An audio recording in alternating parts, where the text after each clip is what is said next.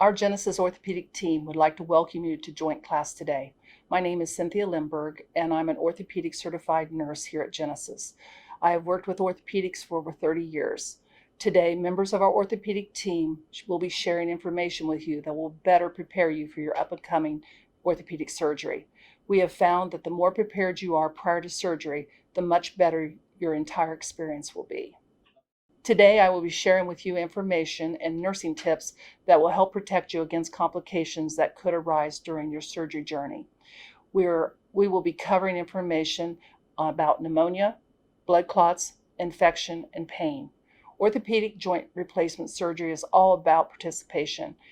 There's a lot of hard work that will occur to get you back on your feet.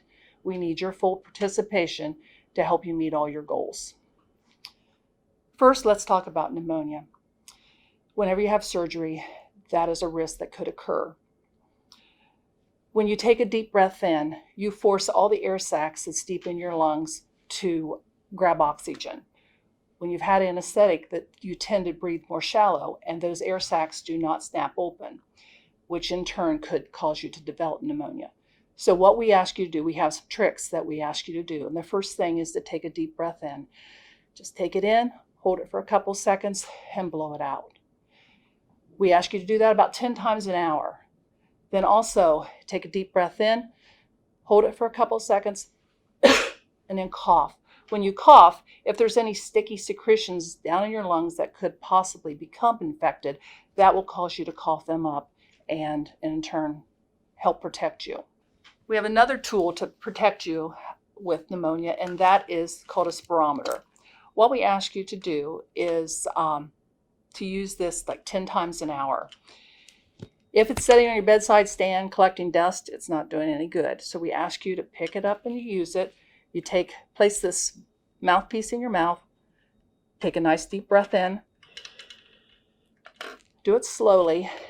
When you take the deep breath in, it'll cause the baffle to rise, and this will flutter and will help open up those air sacs that's deep in your lungs. I always encourage patients to,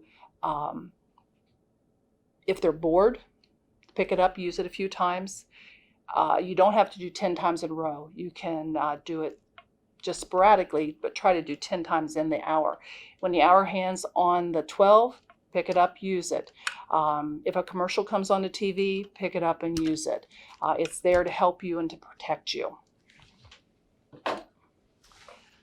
The next item that we'll talk about is blood clots.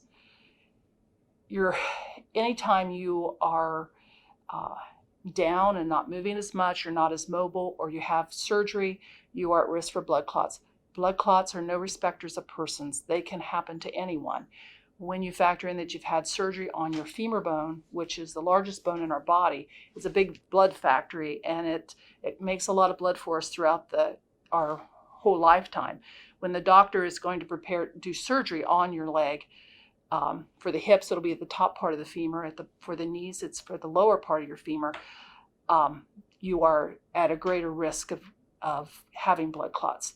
So we do things to try to protect you. And the first thing we use are compression stockings. All of our orthopedic surgeons are currently using compression stockings. These are tight. They're tight for a purpose, and that is to compress your leg to keep blood from staying in one spot that could pool and form a clot. So these will be on your entire stay here at the hospital. Usually the doctor will have you continue to wear these when you go home until your first visit with him at your follow-up. You will also receive either AVI boots or SCD stockings. These also protect you against blood clots. The boots go on your feet, and there is a bladder in the bottom of this boot that is connected to a pump that shoots air into that bladder. It strikes the bottom of your foot, mimicking walking. So when it hits the bottom of your foot, shoots blood up your leg, it tricks your body into think you're walking, keeps blood flowing, and a continuous motion so that it doesn't have a chance to form a clot. There's also the sleeve, and this wraps around your lower leg. Your foot is down here, and it basically massages your leg. You'll have them on both legs. It'll intermittently squeeze your legs, again, keeping that blood flowing and moving. It is a physician preference as to whether you have the AVI or the SCDs. When you come, we will fit you with the correct one, whatever your doctor may want. Another part of to protect you is something active that you can do, and we ask you to pump your ankles. Just move your toes up and down, back and forth. That when you pull your toes towards your nose, you will notice that your calf gets very tight. By making that calf tight, that causes blood to squeeze up your leg so that it doesn't have a chance to clot. Your physician will also prescribe some type of medication, an anticoagulant of some type, to help protect you against blood clots for a few weeks after surgery. Most of our physicians currently are using full-strength aspirin twice a day. I would encourage you not to purchase your aspirin until after your surgery to see if that's what he's going to use. Do not use aspirin that you currently have in your cupboard, because who knows how old that is. It could be expired. We don't want you to have unsafe medication. So that's why I encourage you to wait until your physician orders the medication. We also use some type of oral medication, a pill that will probably be used for anticoagulation to protect you also. Your doctor will prescribe that, and we will educate you at the time you're here at the hospital as to how to use that and how long you will use that. Next, I'd like to talk to you about infection. Hand washing is the most important thing that we can do for you to protect you against infection. You will see your nurses washing their hands frequently. Also, we encourage you to wash your hands when you go home. Do not touch your incision with your hands unless you've washed your hands. Pain, redness, heat, pus are signs of infection. If you notice that you have pus at your incision, please call your doctor immediately. That is a sign that he needs to be aware of. The next thing I'd like to talk to you about is pain. Pain is not a complication of surgery, but it is a result of surgery. So we take it very seriously here. We want you to be comfortable. Here at Genesis, we use a pain scale, 0 being no pain, up to 10 being the highest amount of pain that you have had. We will ask you to rate that for us. We ask you not to be a hero. Some people do not want to take pain medicine because of addiction. Addiction is a very valid concern, and we take that very seriously here, and your physician also takes it seriously. We need you to take pain medication in order to be comfortable to be able to participate with therapies. When you go to surgery, when you are in the holding area, you will meet with your anesthesiologist. He will talk to you about what anesthesia will be best for you. We use blocks here at Genesis to help with pain control after surgery. For the hips, they usually receive a femoral block.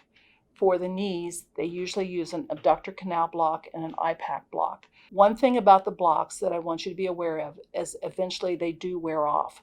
When they wear off, we want you to be prepared to take pain medicine. In light of the opioid addiction across our country, we will monitor your opioid intake. Don't be a hero. Ask for pain medicine if you do need it. Ice can be your best friend. Use it often, and it will provide comfort to your incision and also will help take swelling down from your incision area. Once you arrive to our floor after surgery, you will be checked frequently. A nurse will be checking your vital signs to make sure that everything is okay. And surprisingly or not, you will be in the chair probably within 3 hours of being back from surgery. If you remember at the very beginning, I told you it's all about participation. We get you up, we get you moving fast so that you will avoid any complications that can occur. So, no bedpans, we don't like those here. We get you up on the bedside commode every time you need to go to the bathroom. We get you up in a chair for your meals. We want you up, up, up. Your usual stay here at the hospital, some people are going home the same day. Some stay 1 day, some stay 2 days. That will be dependent upon your physician. Your case manager will order your walker for you if you need one. When you come back from surgery, we do not restrict your diet. You will be on your regular home diet that you currently eat. I encourage you to avoid constipating foods. Eat lots of fruits and vegetables. Pain medicines cause constipation, so your diet, if you eat the fruits and vegetables, should help some. As far as your bowels, we do encourage you to make sure your bowels move prior to coming to the hospital, either the day before or the day of surgery. Pain medicines, as I alluded to before, does constipate. You're not up walking as much and moving around. It is a good idea to have some stool softeners on hand at home when you leave the hospital. That can help. As far as clothing that you will need, I encourage people to bring loose-fitting clothes and to put your own clothes on as soon as possible after your surgery. Wound care and dressings will be covered on discharge. Each doctor has their own preferences, so do not go out and buy dressing supplies. We will tell you what you need when you leave the hospital. As far as precautions, with knee precautions, no twisting. Hips precautions, no crossing your legs, no twisting, no bending past 90 degrees. I know I've covered a lot of information, but one thing I will leave you is this, that there is life after joint replacement. I've had both my knees replaced. By having them replaced, I have received my life back, and I am enjoying life to its fullest. Hi, my name is Sandy. I am a case manager here at Genesis. I work on the discharge planning part of it and, whatever patients are going to need towards going home when they get home to get towards back to their normal state of well-being. We work on all different types of things, but the main thing is, getting you ready to go home. You will see me after your surgery. I will come in, ask several questions, such as if you live alone, if you have stairs in your home, if you do get any assistance at home, such as home health care, passport services, anything like that. Use any equipment. I tell patients to make sure that they do have someone that is going to make sure that they have someone to transport them home and going to be able to stay with them for a few days post hospitalization. Very important. Equipment wise, generally front wheel walkers, patients after joint surgeries and or spine surgeries, just for the extra support when they're up ambulating. So if you have one, that's great. If you do not, I can get one ordered through your insurance before you leave the hospital. Any referrals that you may need, such as a lot of patients may need additional therapy when they leave the hospital. Home health care, we can get referrals or even outpatient therapy, but I will get that set up before you leave the hospital so that we know that you're going to be on your way to recovery as far as getting any therapy you may need. Any resources such as home, like I said, the home health care, passport services, Meals on Wheels, things that may help you towards your recovery. Generally, I'll just link the stay. I will tell you that knees are usually same day, very next day they will go home, so pretty quickly. Of course, if you're stable, this all depends on your vitals, blood work, everything stable. Your hips, usually generally 1 to 2 days.